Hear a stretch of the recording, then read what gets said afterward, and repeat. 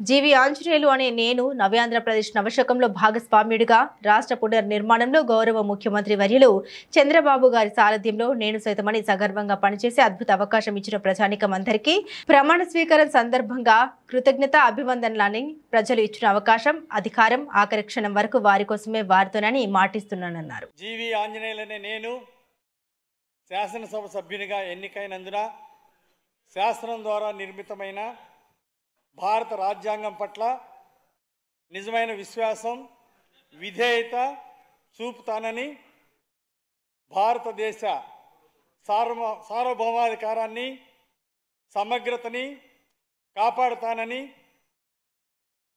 నేను స్వీకరించబోయే కర్తవ్యాన్ని శ్రద్ధాశక్తులతో నిర్వహిస్తానని దైవ సాక్షిగా ప్రమాణం చేస్తున్నాను.